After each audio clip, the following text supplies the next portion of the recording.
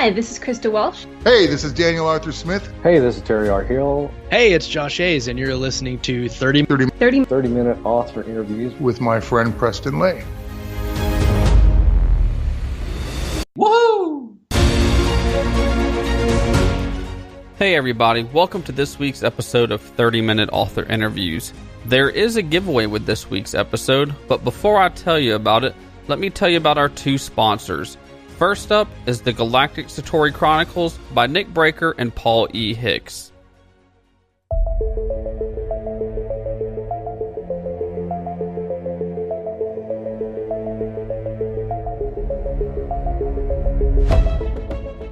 The Galactic Satori Chronicles.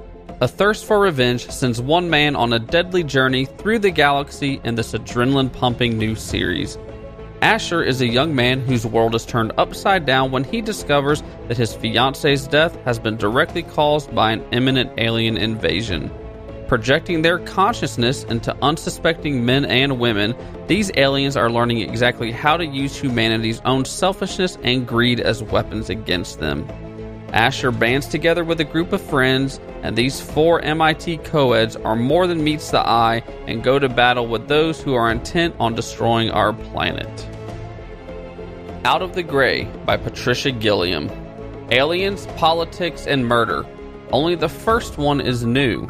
When an Earth-based terrorist group targets Hanaria's ambassador, two teenagers become entrapped in the conflict. Alex Vernon is the son of an Earth Independence Party representative and doesn't want to follow his father's path of political manipulation and corruption. Rika Miller is the adopted daughter of an engineer and nurse who later discovers she's not human but Hanarian.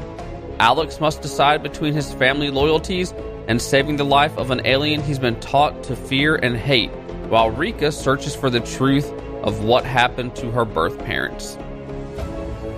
The Galactic Satori Chronicles by Nick Breaker and Paul E. Hicks and Out of the Gray by Patricia Gilliam can both be found on Amazon.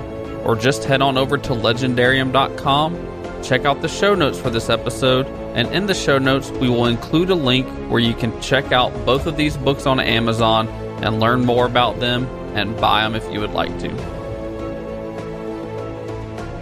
And now for the giveaway that I was telling you about. This week we're joined by author R.L. Blalock, and she would like to give one person the chance to win a Death and Decay swag pack, as well as an ebook copy of her first novel, Devour.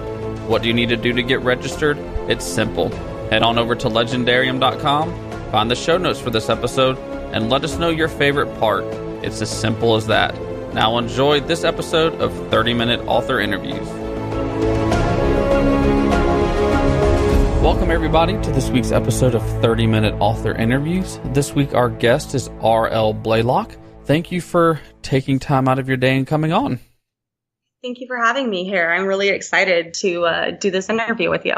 I'm excited too, especially after I met you online and looked up your books. So I'm excited to have you on for sure.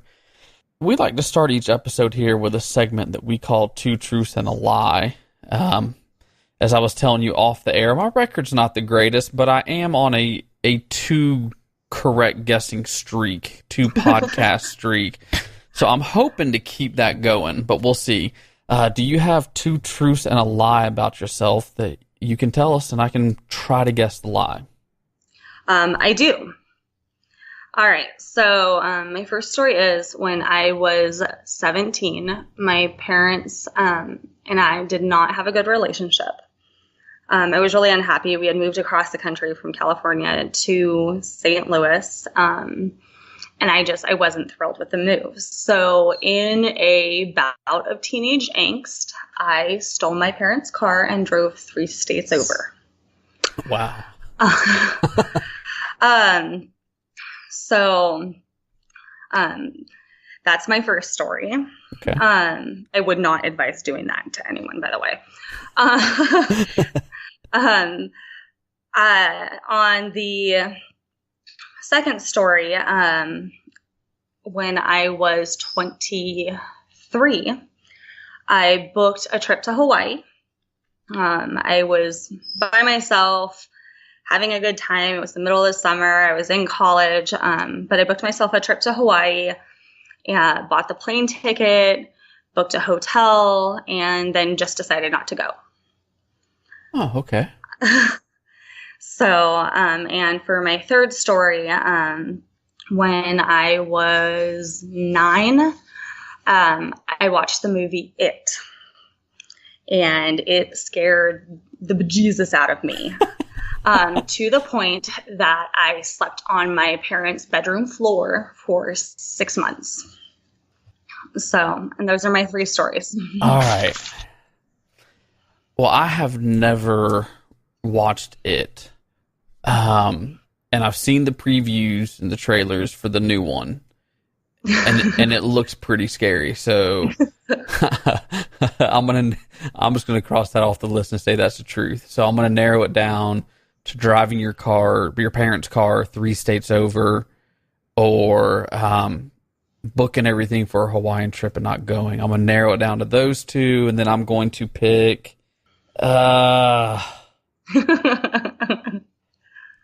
man, that 3 states over was such a personal story. So I'm going to have to say that one's the truth. And I'm going to have to say, for some reason, you did not go to Hawaii after you booked everything. You're thinking that's a lie? I'm thinking that's the lie. The story about It was actually the lie. Oh, dang it. I was not allowed to watch any kind of horror movies or shows or anything like that until I was 13. Oh, okay. So I got really started into the horror post-apocalyptic world late in life. But when I turned 13, my best friend Rachel had her birthday fell on Friday the 13th, her 13th birthday. So she had a big party with horror movies, and to this day she regrets that party because she does not like horror at all, and it totally blew up my love of horror because it was the first time I'd ever seen anything like that. 13th birthday on Friday the 13th. Wow. Yeah. What are the odds of that? I know, right? Wow. So you said you got into the apocalyptic stuff a little later in life. What was it that drove you to that genre? So the first real apocalyptic thing I watched after that, I got into horror. Saw, Freddy Krueger, I Know What You Did Last Summer, like all Scream, all that stuff, at my friend's party. But I really didn't get into the post-apocalyptic stuff until I was 20. Okay. And then my husband at the time had me watch Dawn of the Dead, the remake. Mm-hmm. And I watched that movie so much after that he ended up hating that movie. So I could, for a long time, not anymore, I can't do it anymore, but I used to be able to quote 80% of the movie as it was playing. So, and that was my first introduction to zombies, but also a lot of the post-apocalyptic genre and the general apocalyptic genre. And from there, I watched the remake of War of the Worlds, which I know that one kind of got some flack, but I really liked it. You're talking about the Tom Cruise one? Yes. I like that one too, but yeah, I like that one. I feel like Tom Cruise is kind of a hit and miss actor. Like some of his movies are either really good or they're really bad. Right. So it's like Edge of Tomorrow. I love that movie. Oh my gosh. I did too. Aliens, mech suits, end of the world, like what's not to love about it? Mm-hmm. Yeah, it was Dawn of the Dead is what got me into the apocalyptic genre. And for those that, I guess I shouldn't have skipped over it. For those that don't know who you are, can you give them kind of your author bio on who you are, and can you tell them about, I guess they can guess now, but what genre you write in? So, I write under the pen name of R.L. Blalock. I go by the name Shelley. It's really what I prefer. But R.L. stands for Rochelle Lynn, which is my given name. And right now I write zombie apocalypse books. I have 3 of them out, including a prequel novella and then 2 full-length novels in my Death Decay series. Next time, if you do another podcast that does Two Truths and a Lie, you should tell them that RL was you were inspired by R.L. Stein. I thought about using that as one of them. And so, but because I wasn't allowed any horror stuff, I actually never read the Goosebumps books. Oh, really? As a kid, yeah. So I thought about using that as R.L. Stein was the inspiration, and I love the Goosebumps books and having that be one of my lie. But I ended up, I don't know why I trashed it. I think I actually forgot about it last night and then had to come up with something again. So that's so funny. So when did you get your idea for the Death and Decay series? This was years ago. So the first book in the series, Devour, sprung up out of what I thought might happen to me in the zombie apocalypse. And it started when I was in college, after I had my daughter, so about 4 years ago. And I just kind of started thinking, well, what would I do? Because I'd always like to play with thoughts like that. Before I had my daughter, what would I do in the zombie apocalypse? But having a kid kind of drastically alters how you would respond to that kind of situation. Mm-hmm.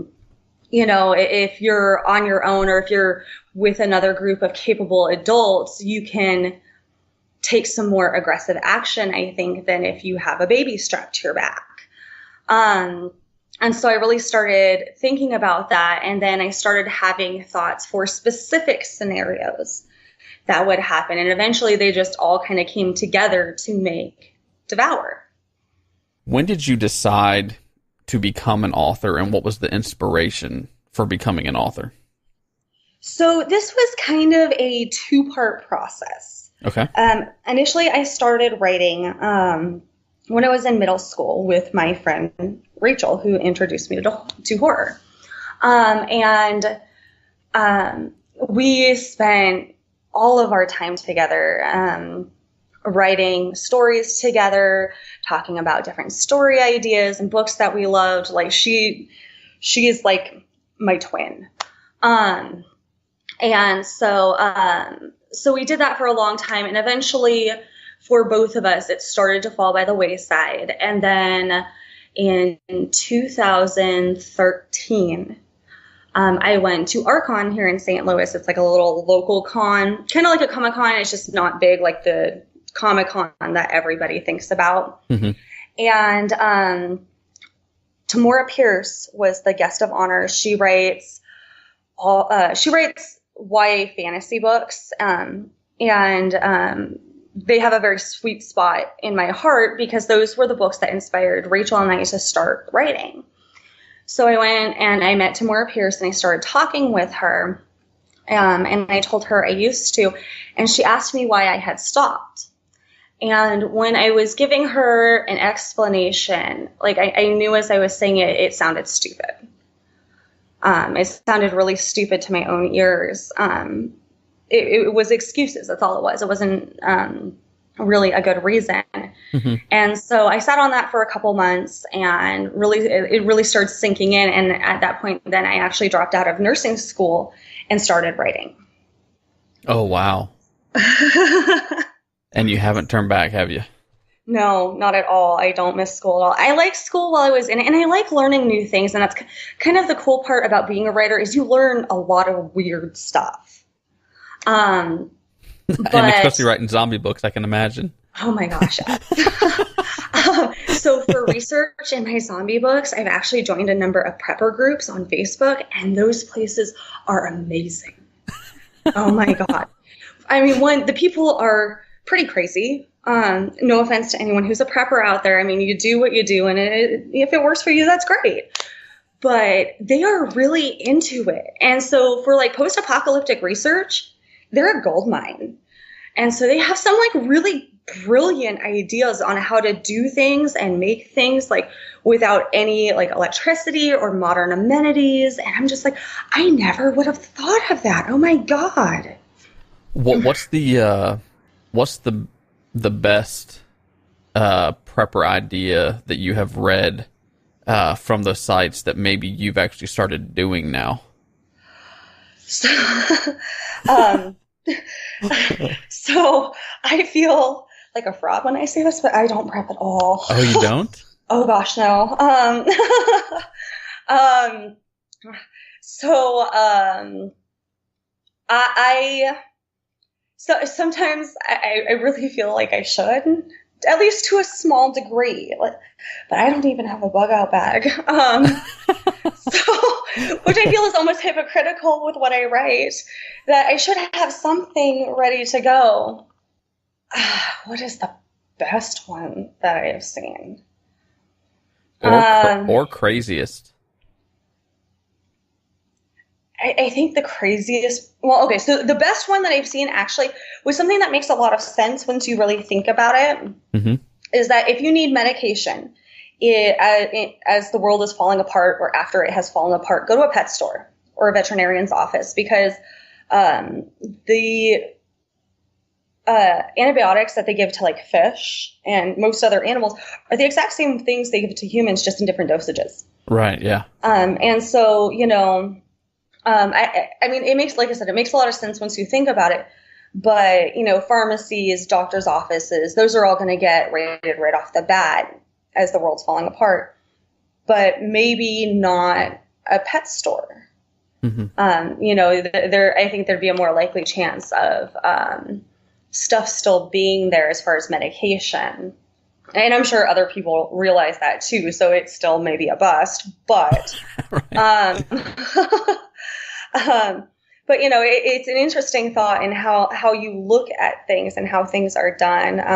Because they talk about all kinds of things, making soap. I see a lot of them who have 50 to 100 gallon drums of water that they store regularly. Wow. Yeah, and they talk about how they keep that fresh and drinkable, because stagnant water tends to breed bacteria. That's not good either. And some of them go as far as prepping, like with food, and having hundreds of pounds of rice and beans and stuff like that. And here I am without even a bug out bag. I'm going, oh my gosh, I am not ready for this. So, here comes the apocalypse. Grab my Kindle. Let's go. Right? I mean, that's all I really need. That's right. So did you know much about prepping before you started writing your series, or did you have to do a ton of research on that? I knew nothing. But I really didn't do as much research for Devour, because the whole point of Devour is it was supposed to be from the point of view of an average person, not a prepper, not a military person. I'm not knocking the military books, because you can bring out some fun toys with those. But someone who was unprepared, who didn't know what they were doing, who didn't know how to respond, who really didn't have the skills to survive and had to make things up as they went. But as I get further in the series, of course, there's a lot more I have to learn as they start trying to settle down, rebuild society, figure out how to do things the way things were done for hundreds of years before we, built all the fabulous technologies that we have now. So, when did you start writing Devour? I started writing Devour. It was during the 2015 Camp Nano event. I think it was in July. Okay. And I finished that a week before Christmas that year. Oh, okay. So I'm not a fast writer by any means. I see some writers and they can pump out a book every month, and I am absolutely in awe of them. I'm like, I don't know how they do it. And I can get some good word count for me. And then they're like, oh, I wrote 10,000 words today. I'm like, you did what? What magic is that?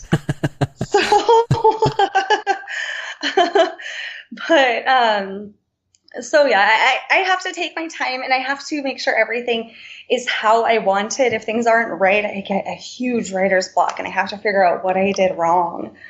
Well, see, I don't think that's bad though. I think the people that do it wrong are the publishers. I hate reading a series and you read a book, but then the next book's not going to come out for 12 to 18 months.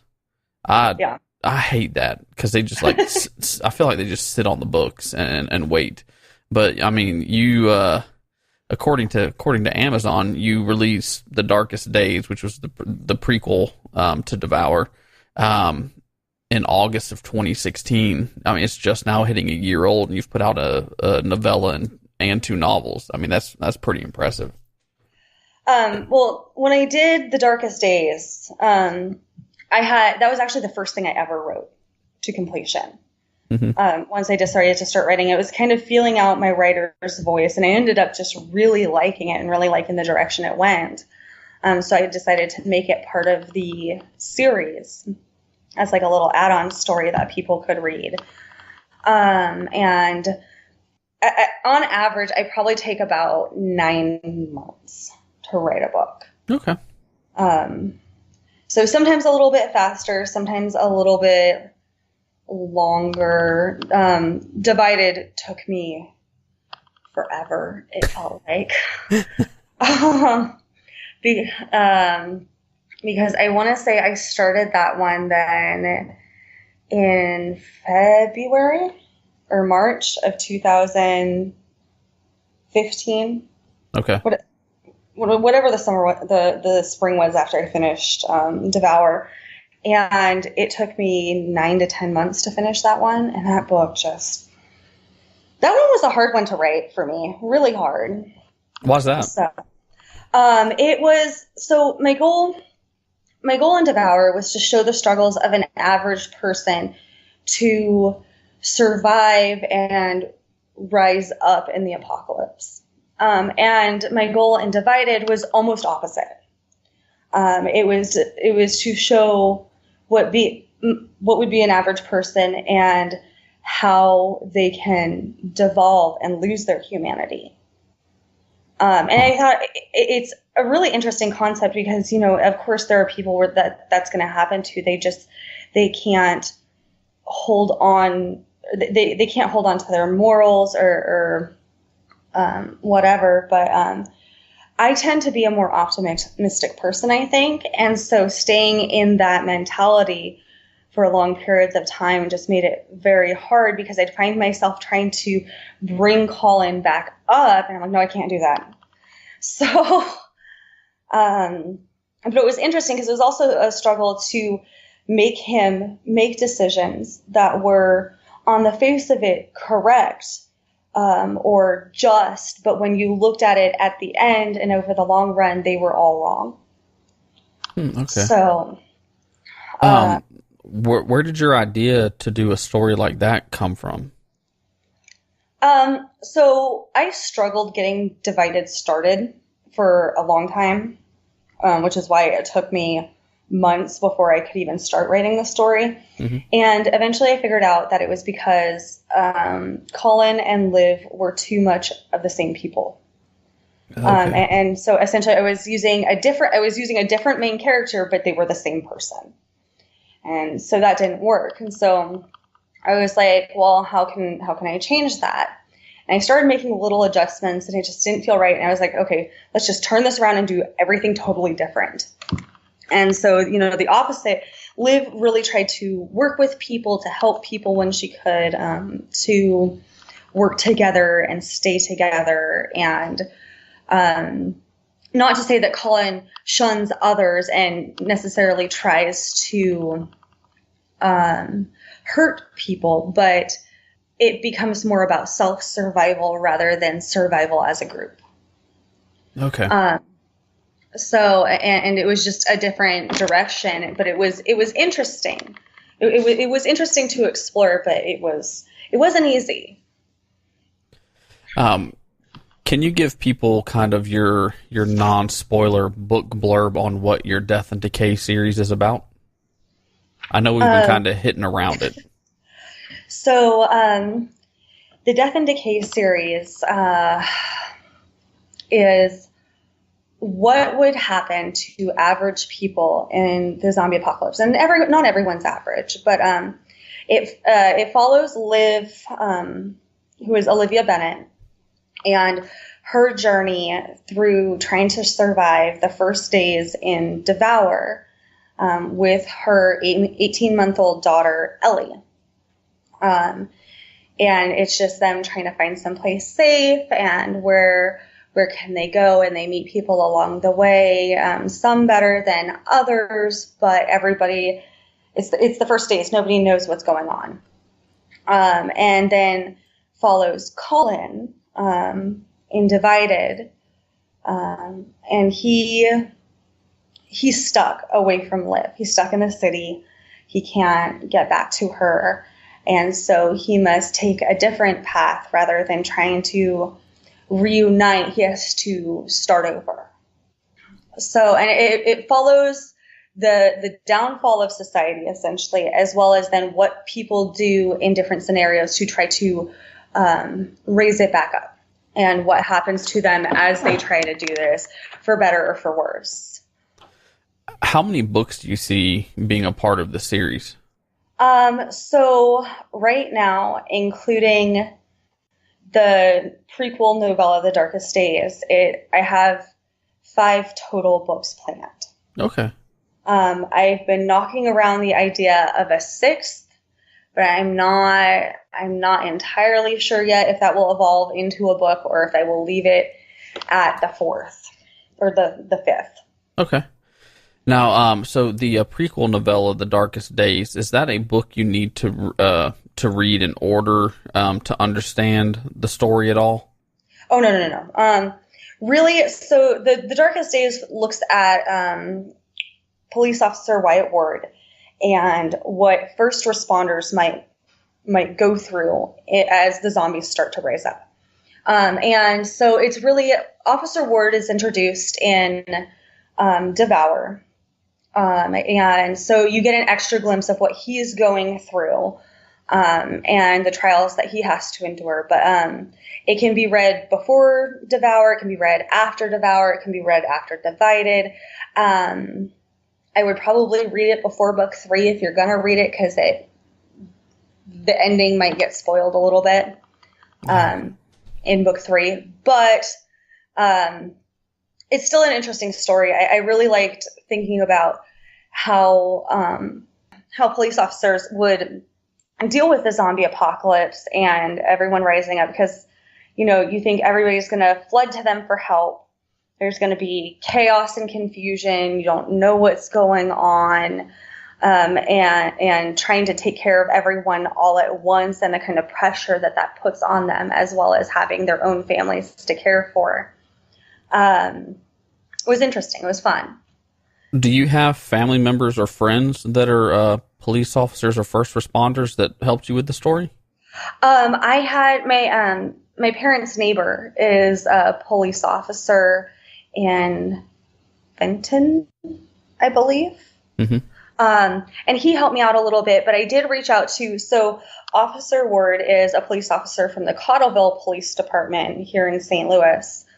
And I actually reached out to the Cottleville Police Department, and Lieutenant Craig Hebrank actually spoke at length with me about the daily lives of police officers and what they do and how they respond to things, and took me on a tour of the police station and introduced me to more of the officers and a couple SWAT guys there, and really gave me a good in-depth look at what I needed to know in order to be able to write a police officer knowledgeably.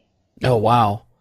That's amazing. Yeah, it was really fun, and he was so excited about it. So he was very enthusiastic and loved answering the questions, and thought it was an interesting story to write. So they were all very supportive, and I really appreciated that they took the time to do that with me.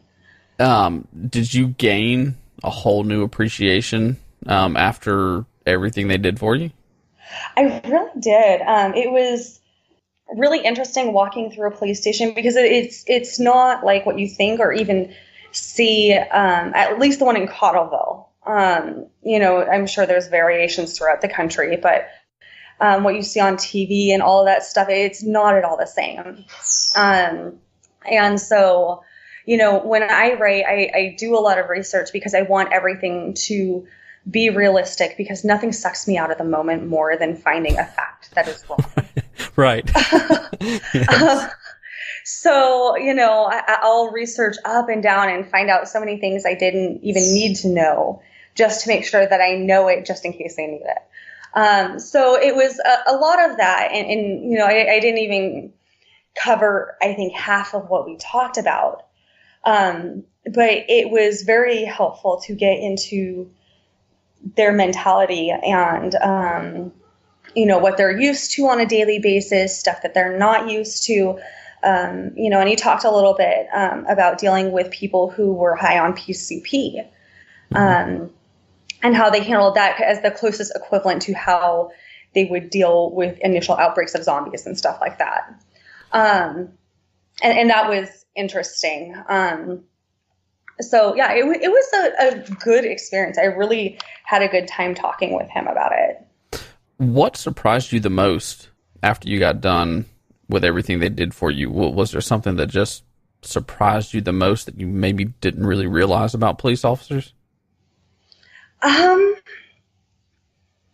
I don't know. I don't know if there was anything super surprising. I guess it was just that they were so willing to just walk me through the station and show me everything that they had, and this and that, explain how their setup was and why it was set up that way. I'm very much a why person. Tell me why.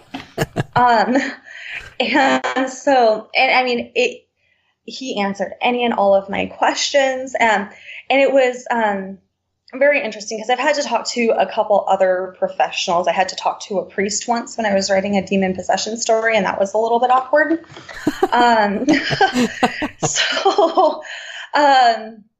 But I think they were the most open and honest person I have ever talked to, because I'm not afraid to reach out to people, and I always try to be very upfront. I'm an author. I'm going to pose theoretical questions on how you might react or what you think of this, for research purposes. So that way, if people don't want to talk to me, if they feel like I'm wasting their time, then they can just say so and move on. And I have had that happen too. But they were very inviting and warm and friendly. And I think the whole tour of the police station, it's not a big police station at Cottleville. Cottleville is a pretty small suburb out here. Mm-hmm. But we spent 3 or 4 hours talking and walking around and working on procedural stuff and all the kinds of things I need to know. Did you have to start off any questions with, I'm not a serial killer, but... I usually don't start off with, I'm not a serial killer. I start off with, I'm an author. Okay. But the police officer was very open and understanding. I was more nervous talking with the priest when I did that. Really? And being touched by him. Because I was really terrified. He thought I was going to try an at-home, what's it called? When you try to cleanse someone of evil spirits. I just lost the word. Exorcism? Yes. Okay. And so I was very concerned that that's what he thought I was trying to do. I'm like, no, I'm not trying to do that. I swear. That's hilarious. Because he was very confused by the questions I was asking, or seemed very concerned about it. Right. It wasn't nearly as nerve-wracking to talk with the police officers. They either thought it was amusing or interesting, and they got very into talking about theoreticals. And both of the officers and the SWAT guy that I ended up talking to a lot were really into The Walking Dead, at least when I was talking to them. So they were having a lot of fun applying their daily stuff to zombie scenarios. So that is so cool. Did you do I'm not even sure if they still offer it anymore. When I was in high school and stuff, they did a ride-along program. Did you do anything like that while you were with them? I didn't do this recently. I actually did that back when I was in high school, when I was 15. I did a ride-along with a police officer, and mine was rather boring, traffic violations, Nothing super special, except the police officer was my older sister's friend. And so when he brought me back, he told my sister that we had to go to a murder scene. And my sister was so upset, and she was so mad at him.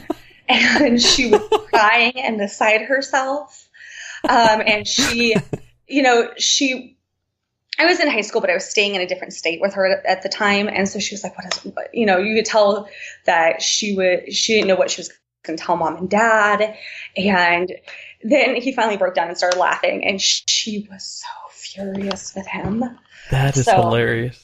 But yeah, the whole ride along was rather uneventful. Nothing big or fancy or exciting happened, which, is not a bad thing. As much as everyone would like to be in the middle of a car chase, you really don't. Right. So, but it was fun. It was fun doing the ride along. Do you have an excerpt from Devour that you can read so that way people can kind of get a sense of your writing in the story? I do. So the excerpt I've chosen is from the first chapter of Devour. It kind of starts a little bit in the thick of things after the zombies have already gotten out. They're running amok. So do you want me to just go ahead and start? Yeah. A wild laugh escaped her lips. Her legs felt like lead and her lungs burned, but they were here. Four of the figures had broken away from the house and were headed in her direction. Suddenly, a jerk from behind spun Liv around. Without a thought, her arms flew up to protect her face. The creature latched on and a scream ripped from her throat as teeth sank into her forearm. Liv was face to face with one of them, a feral. A pack of 10 or 12 had been trailing them for an hour. She had come across the horde on the western edge of Troy and had been forced to sprint the rest of the way to Slagstead. Pearly white teeth smiled at her from where the man's cheek had once been. Now the skin on his face was missing from where his left ear should have been all the way to his bottom jaw. It had been torn away the same way he now tried to tear a chunk from her arm. His sandy blonde hair was streaked with blood and grime. His eyes looked in her direction, but didn't seem to see her. They were as blank and lifeless as a doll. In life, this man must have been physically fit because he moved fast for a feral. He had pushed Liv further and faster than she had ever thought she could run. As he tried to pull her over, she reached for a screwdriver strapped to her left thigh and jammed it into his eye. After a split second of resistance, the bony socket gave way and a screwdriver sank into the handle. The man immediately went limp and fell to the ground, taking the weapon with him. Suddenly disarmed, Liv scrambled to pull the heavy mallet from her belt. She turned and swung at a feral woman whose outstretched arms reached for her. The woman's face was twisted in a vicious snarl as she lunged for Liv. It was impossible to see beyond the savage expression to the person that lay beneath it. That is Devour. You can get it over at Amazon. And if you want to read more about the world, maybe before you dive into it, The Darkest Days is the prequel, which is free over on Amazon as well. Mm-hmm. We are kind of known here for a certain question. And that question here is, a penguin walks through the door right now wearing a sombrero. What does he say and why is he here? Oh, this one got me too. So my initial thought was to go with something about flying south, but penguins don't fly, and they always live in the south. So I'm like, that won't work.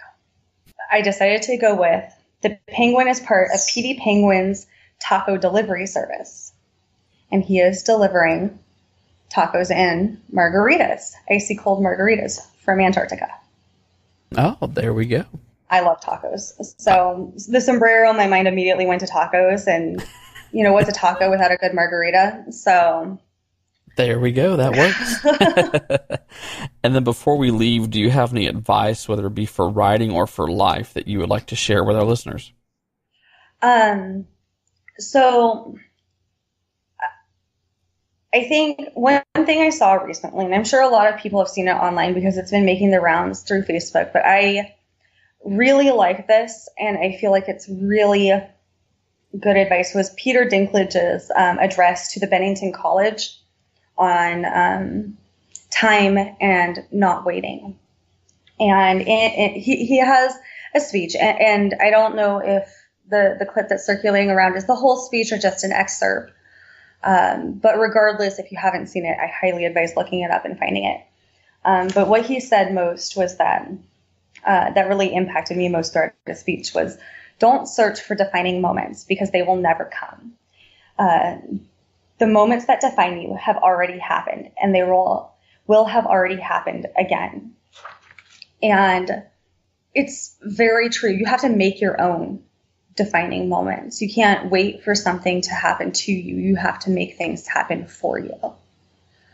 And I wish I had thought about that sooner, because I think if I had taken that attitude sooner, I would have started writing again sooner. And that can apply to a lot of things in life, not just writing. But just don't wait. If you stand around waiting, you're going to waste a lot of time. I think that's great advice. And I love that whole, what's her name? You said, Tamora Price? Yes. Pierce? Mm-hmm. You're the second author in 2 weeks? Frost K was inspired by her as well, and her novels. So, I'm definitely going to have to check out her novels because I've never read them. She wrote a while ago. Like I said, this was back when I was in middle school, but she has had some really, really good books. Highly recommend. And she's still writing today. She has such a huge list of books now. Oh my goodness. Yeah, does she? I'm definitely gonna have to check her out. Where can our listeners go if they want to learn more about you or the books that you've written? Well, all my books are sold across Amazon, Barnes & Noble, Kobo, iBooks. I actually just got them on Google Play recently as well. Oh, nice. If you want to interact with me personally, more often than not, I'll be haunting my Facebook page.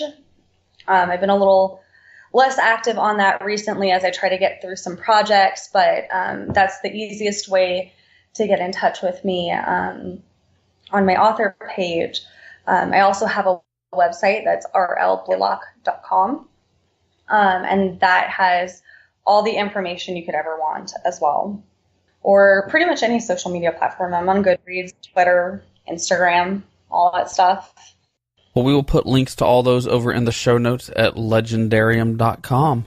Thank you for coming on and doing 30-minute author interviews with us today. We appreciate it. Thank you for having me. I had a great time. It was fun.